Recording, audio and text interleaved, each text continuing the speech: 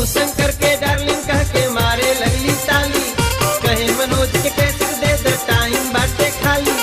उस शंकर के डार्लिंग कह के मारे लगली ताली, कहे मनोज के कैसे दे दे टाइम बाटे खाली। उनके वाइफ के मिजाज फिर गड़बड़ भइल गरम कि बेबी बियर पी के,